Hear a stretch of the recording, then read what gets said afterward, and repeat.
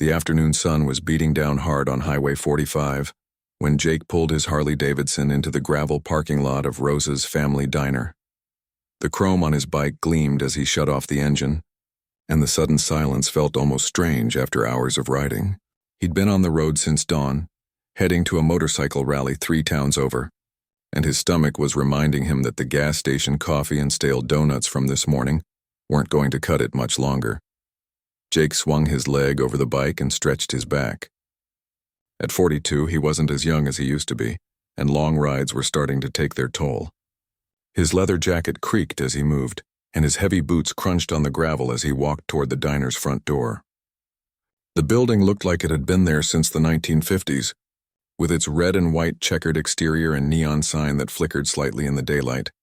Through the large windows, he could see the place was packed. Not surprising for a Sunday afternoon. Families were crowded around tables, kids were coloring on paper placemats, and the general buzz of conversation and clinking silverware drifted out every time someone opened the door. Jake wasn't really in the mood for crowds, but his options were limited out here in the middle of nowhere. The bell above the door chimed as he stepped inside, and immediately he was hit with the smell of bacon, coffee, and something sweet baking in the kitchen. The diner had that authentic small-town feel that you couldn't fake. Worn vinyl booths, black and white tile floors that had seen better days, and walls covered with local high school sports photos and community event flyers. Jake stood in the doorway for a moment, scanning for an empty table. The place was definitely busy. Almost every booth and table was occupied, and there was only one waitress working the entire floor. She looked young, maybe early 20s, with her dark hair pulled back in a neat ponytail and wearing the diner's standard uniform of a red polo shirt and black apron. Her name tag read, Maya, and even from across the room, Jake could see she was hustling. She was balancing 3 plates on one arm while refilling coffee cups with the other hand, somehow managing to smile and chat with customers despite clearly being overwhelmed. A family at table 6 was waving her over, while the couple in booth 4 needed their check, and an elderly man near the window was holding up his empty coffee cup hopefully. Jake finally spotted an empty booth near the back and made his way over, his boots heavy on the tile floor. A few people glanced up at him as he passed. He was used to that.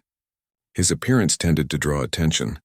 The leather jacket, the beard, the various tattoos visible on his arms, and just his general size made him stand out, especially in a place like this. As he slid into the booth, he noticed another customer sitting alone in the corner. The guy was wearing a baseball cap pulled low and a simple gray t-shirt, nothing fancy. He was quietly eating what looked like a burger and fries while scrolling through his phone. Something about him seemed familiar, but Jake couldn't quite place it. The man had a solid build, like he worked out regularly, but he was keeping to himself and seemed to be enjoying his meal in peace. Jake picked up the laminated menu from the table and started looking it over, though he already had a pretty good idea of what he wanted. These small-town diners usually had the same offerings: burgers, fries, meatloaf, maybe some kind of daily special. His stomach growled loudly enough that he was pretty sure the family in the next booth heard it. Maya was still making her rounds, and Jake could see she was doing her best to keep up with everyone.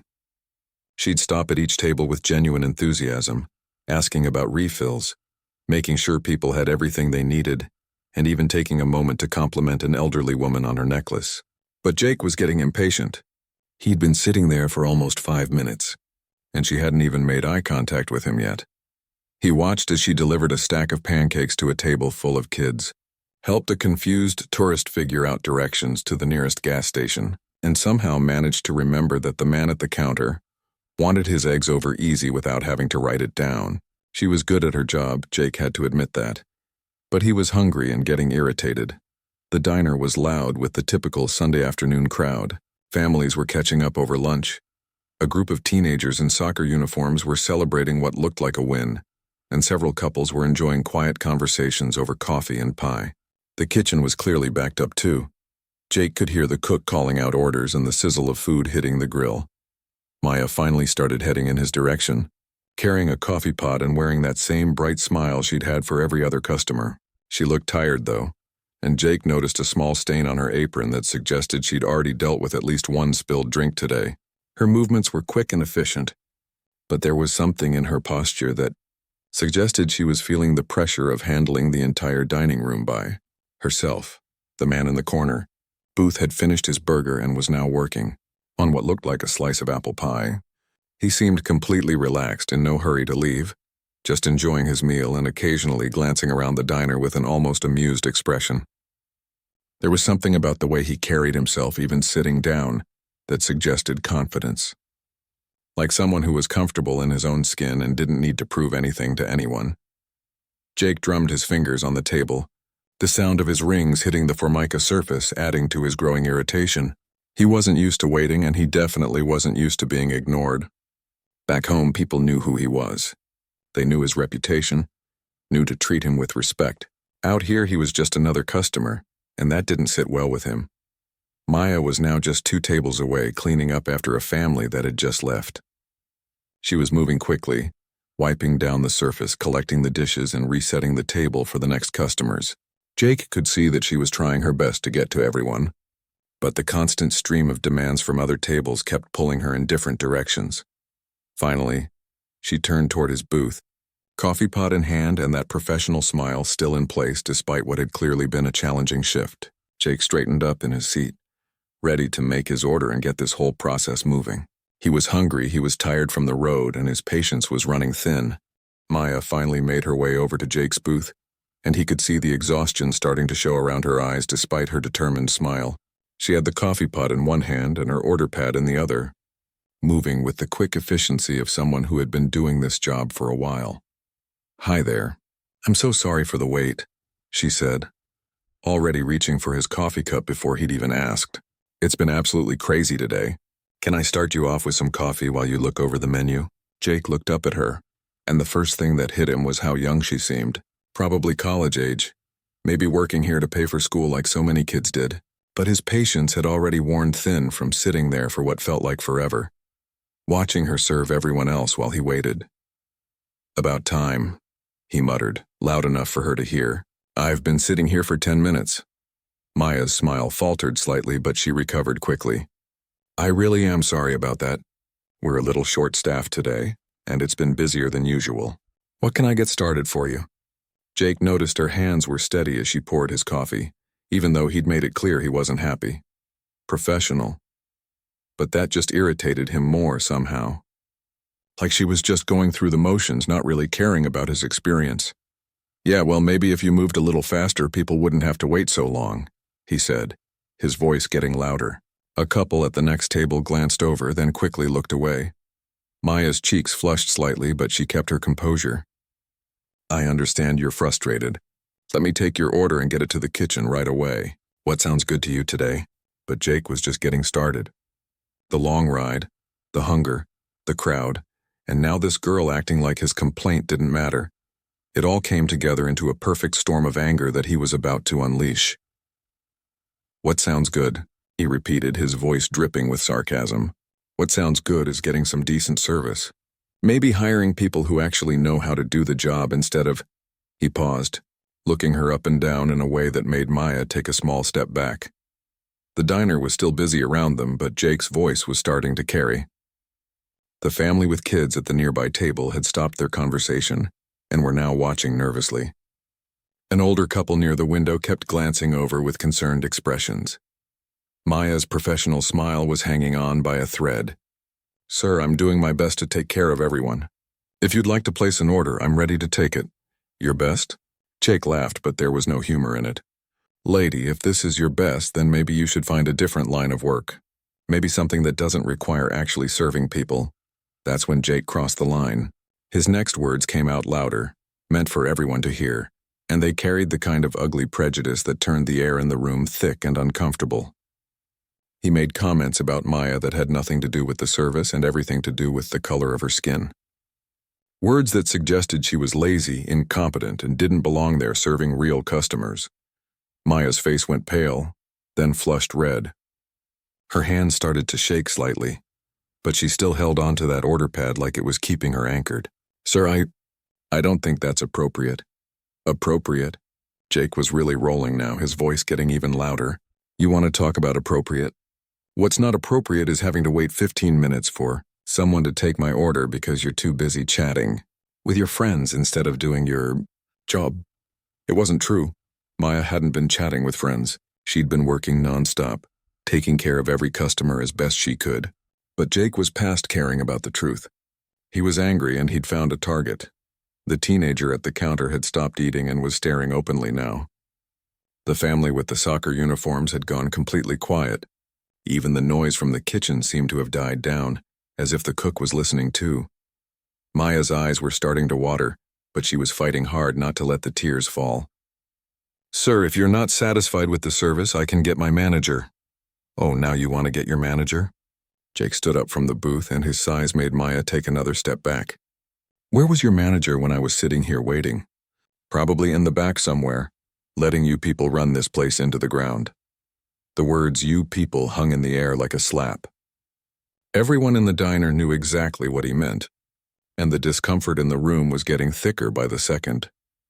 An elderly man at the counter started to turn around like he might say something, but his wife put a hand on his arm and shook her head. A young mother at a nearby table was quietly gathering her things, clearly wanting to get her children away from the scene. Maya was still trying to maintain some level of professionalism, but Jake could see he was getting to her. Her voice was smaller now, less confident. "I'll get your order to the kitchen as soon as you're ready to place it." "Ready?"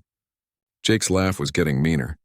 "I was ready 20 minutes ago, but I guess expecting decent service from someone like you was asking too much." The man in the corner booth, the one in the baseball cap who'd been quietly eating his pie, had stopped scrolling through his phone. He was watching now, his expression serious. His jaw was set in a way that suggested he wasn't happy with what he was seeing. Maya's professional mask was finally starting to crack. A single tear escaped and rolled down her cheek, which she quickly wiped away with the back of her hand. But Jake saw it, and instead of feeling any remorse, it seemed to encourage him. "Oh, now you're going to cry?" he said, loud enough for the whole diner to hear. "Real professional. This is exactly what I'm talking about. You people always play the victim when someone calls you out for not doing your job right." Maya's shoulders were shaking now, but she was still standing there, still holding that order pad. She was trapped. She needed this job, probably couldn't afford to walk away or tell this customer what she really thought of him. The silence in the diner was deafening. Conversations had stopped completely. Even the little kids seemed to sense that something bad was happening. All eyes were either on Jake and Maya, or pointedly looking anywhere else as people tried to pretend they weren't witnessing this ugly scene. Jake was feeling powerful now, like he was making his point. He didn't notice that his behavior was horrifying everyone around him. He didn't see the disgusted looks, the way parents were covering their children's ears, or how the man in the corner was slowly getting to his feet. All Jake could see was a young woman who he thought had disrespected him, and he was determined to put her in what he considered her place. Maya stood there trembling, still clutching her order pad like it was the only thing keeping her grounded. The tear she'd tried to hide had been joined by another, and despite her best efforts to stay professional, Jake could see he was breaking her down. But instead of backing off, something dark inside him seemed to feed off her distress. "You know what your problem is?" Jake continued, his voice booming across the now silent diner. "You think just because you put on that little uniform and smile, you deserve respect. But respect is earned, sweetheart, and so far all you've earned is a reputation for terrible service." Maya's voice came out as barely a whisper. "Sir, please, I'm just trying to do my job." "Your job?" Jake let out another harsh laugh. "Lady, if this is you doing your job, then I hate to see what you're like when you're not even trying. Maybe you should stick to something more suited to your abilities."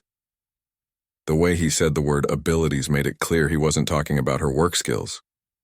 The ugly implication hung in the air, and several customers shifted uncomfortably in their seats.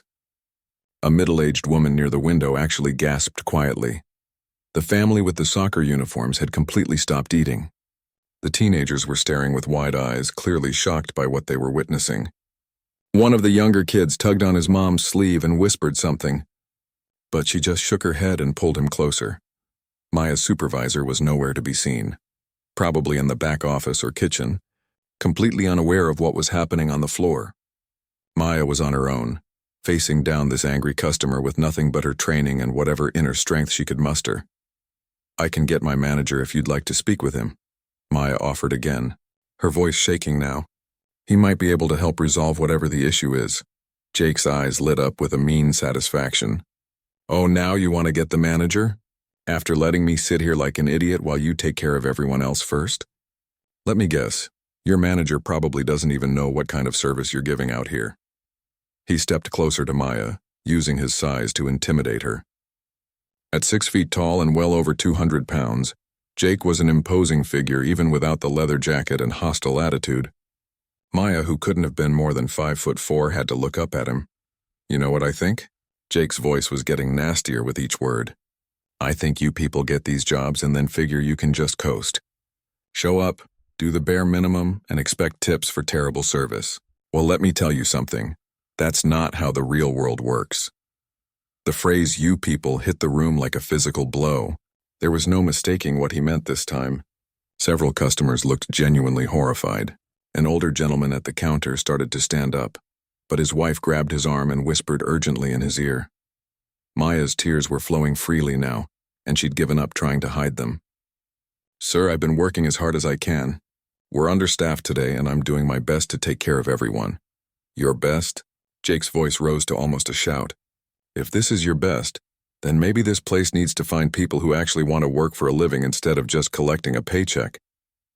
The young mother with children had already gathered her kids and was heading for the door, not even bothering to finish their meal.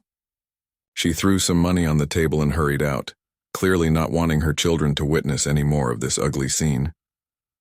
The man in the corner booth had set down his fork and was watching intently now. His expression had changed completely from the relaxed enjoyment of a few minutes ago.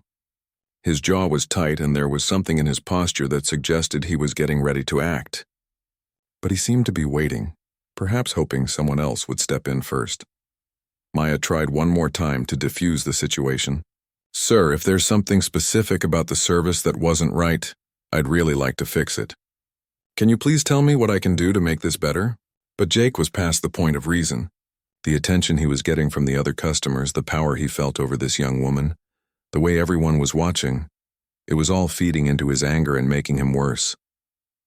What you can do, he said, his voice dripping with contempt. What you can do is learn how to do your job properly before you come to work. What you can do is show some respect to paying customers instead of acting like we're bothering you by being here. What you can do is understand that some of us work hard for our money and don't appreciate being treated like garbage by people who probably never worked a real day in their lives. Maya's face crumpled at that last comment. Jake had no idea what her life was like. No clue that she was working her way through college. That she sent money home to help her family. That she'd been on her feet for 6 hours straight and hadn't even taken a break. I work very hard, she managed to say through her tears. I really do try to give good service to everyone. Try? Jake seized on the word. There's no trying in customer service, girl. You either do it right or you don't belong here. And from where I'm sitting, it looks like you don't belong here. The cook had apparently heard the commotion because he poked his head out from the kitchen, saw what was happening, and immediately started heading toward the front. But he was an older man, probably in his 60s, and Jake's intimidating presence made him hesitate. The teenage boy at the counter had pulled out his phone and was recording. Several other customers were doing the same thing, though they were trying to be discreet about it. The scene was definitely going to end up online, though Jake was too focused on his verbal assault to notice. Maya was visibly shaking now, overwhelmed by the combination of Jake's verbal abuse, the public humiliation, and the stress of trying to handle an impossible situation. Her professional training told her to stay calm and try to satisfy the customer. But every human instinct was telling her to run. Please, Nan, she whispered. Just tell me what you'd like to order and I'll get it for you right away. Jake looked around the diner, making sure everyone was watching, then turned back to Maya with a cruel smile. You really don't get it, do you? This isn't about food anymore. This is about respect. And you've shown me exactly how much respect I can expect from someone like you. The room was so quiet, you could hear the coffee maker gurgling in the background. Even the little kids had stopped fidgeting. Everyone was frozen, watching this ugly scene play out and waiting to see what would happen next. That's when the man in the corner booth finally stood up. The man in the corner booth moved slowly and deliberately, like someone who was completely in control of the situation. As he stood up, people got their first real look at his size. He was clearly over 6 feet tall and built like a professional athlete. His shoulders were broad, his arms were thick with muscle, and there was something about the way he carried himself that commanded attention. Jake was still focused on Maya, so he didn't notice the approaching figure at first. He was too busy enjoying the power he felt over the crying waitress and the shocked silence of the other customers. You know what?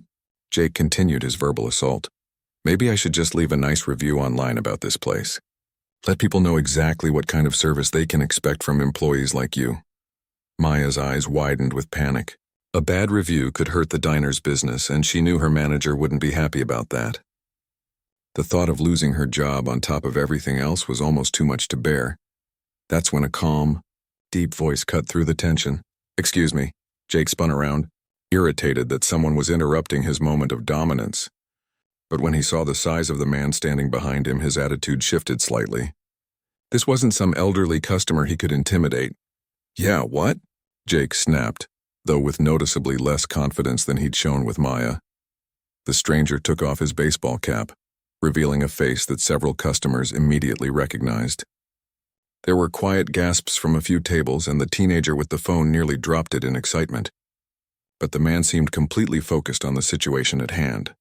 "I couldn't help but notice there seems to be some kind of problem here," the man said, his voice steady and controlled. "Is everything okay?" Jake looked the stranger up and down, trying to figure out if this was someone he needed to worry about. The guy was definitely bigger than him, but Jake wasn't about to back down in front of all these people.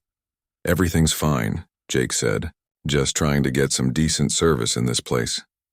The stranger glanced at Maya, who was still trembling and wiping tears from her cheeks, then looked back at Jake. "It doesn't look like everything's fine. It looks like you're upset about something." There was something in the man's tone that made Jake pause.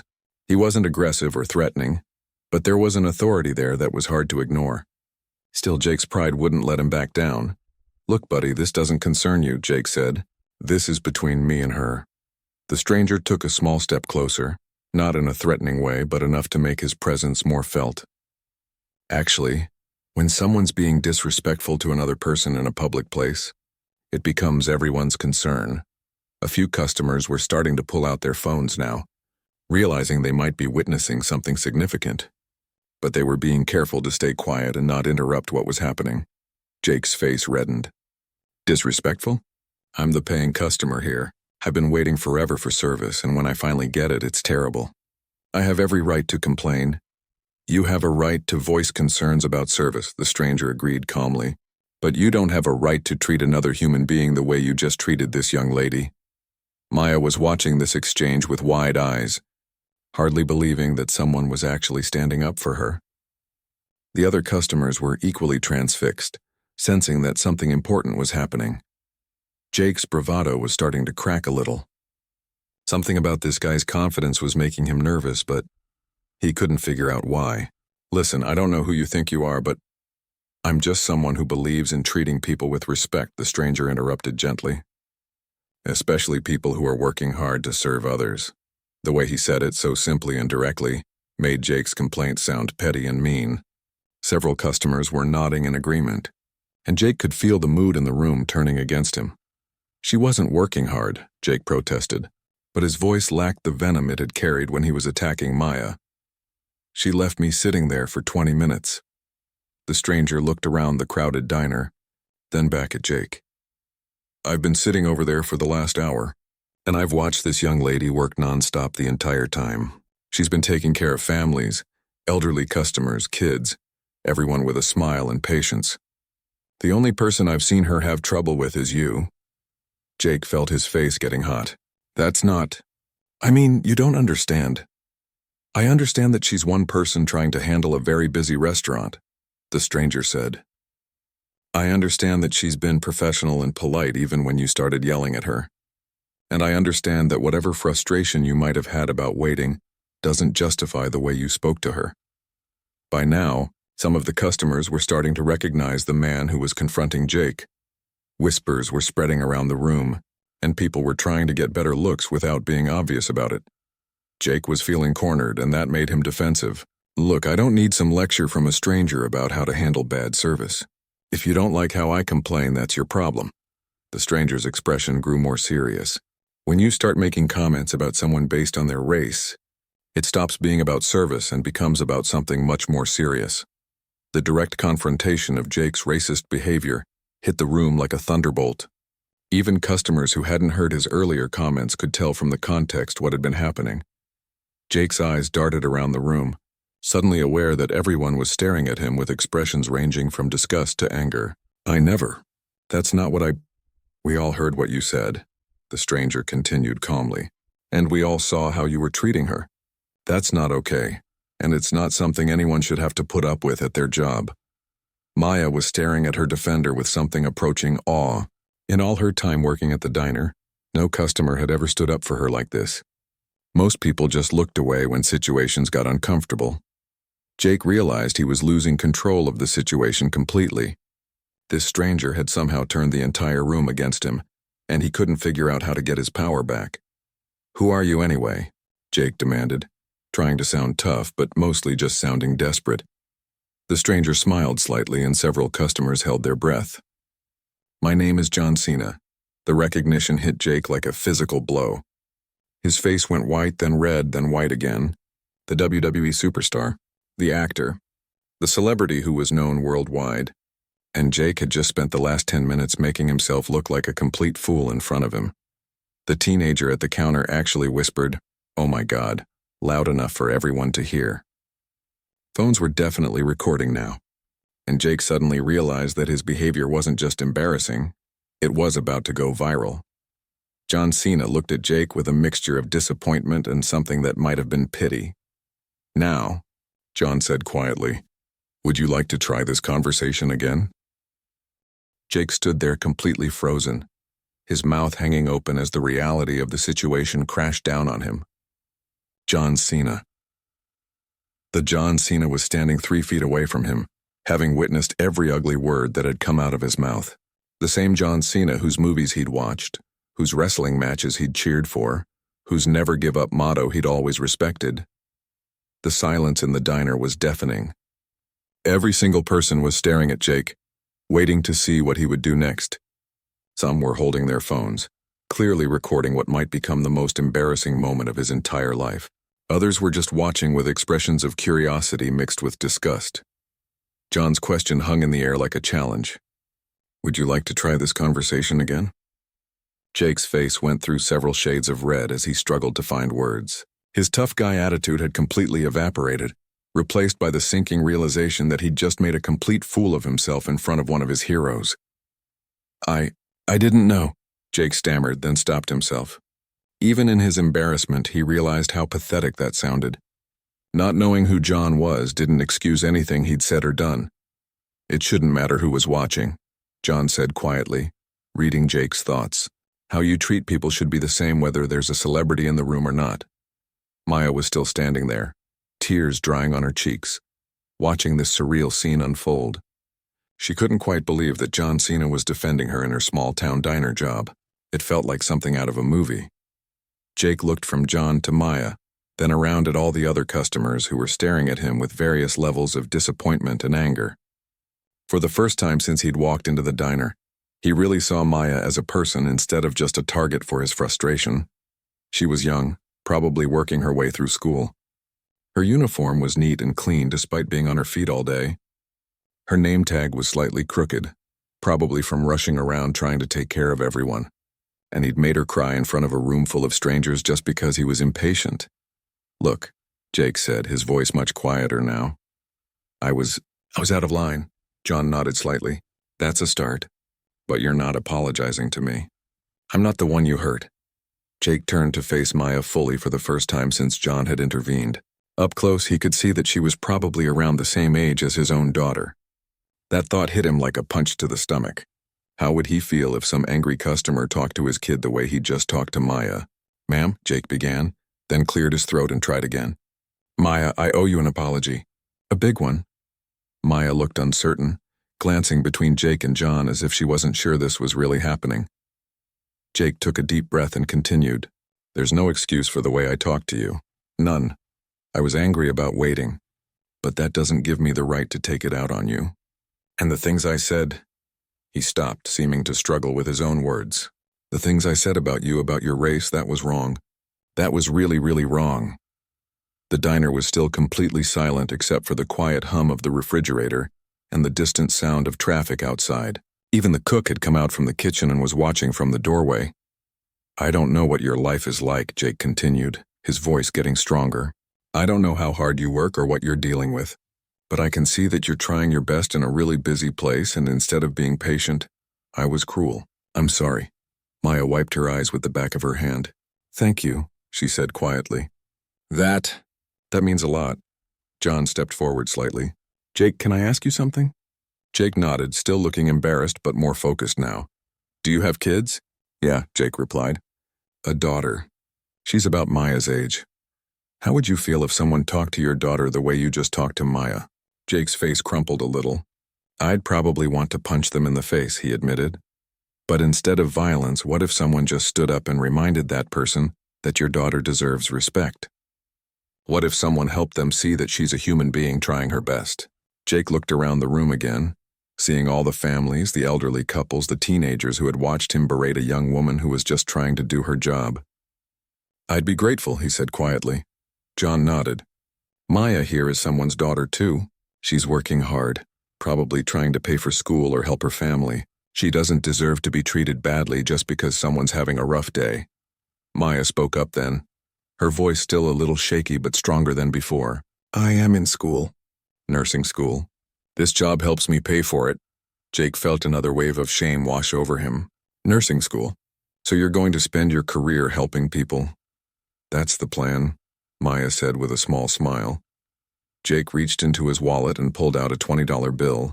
"Maya, I know this doesn't make up for how I acted, but I want you to have this. You deserved a tip from me and you deserved a lot better treatment." Maya looked at the money, then at Jake. "You don't have to." "Yes, I do," Jake interrupted. "I absolutely do." John smiled and pulled out his own wallet. "Maya, I'd like to add something to that. You handled an impossible situation with more grace than most people could manage." He handed her a $100 bill, and Maya's eyes went wide. "Mr. Cena, I can't take this." "Of course you can," John said warmly. "And call me John. You earned it by staying professional when someone was treating you terribly. That takes real strength." Jake looked at John with newfound respect. "You didn't have to get involved. Most people would have just minded their own business." "That's exactly the problem," John replied. "Too many people mind their own business when they see someone being mistreated. If we all stood up for each other a little more, maybe situations like this wouldn't happen as often." The atmosphere in the diner was completely different now. Instead of tension and anger, there was something warmer. Other customers were starting to talk quietly among themselves again, and a few even approached Maya to tell her they thought she was doing a great job. The elderly man from the counter walked over to their group. "Young lady," he said to Maya, "my wife and I have been coming here for 15 years and you're one of the best waitresses we've ever had. Don't let anyone tell you different." Maya beamed at the compliment and Jake felt another pang of regret for how he'd treated her. "You know what?"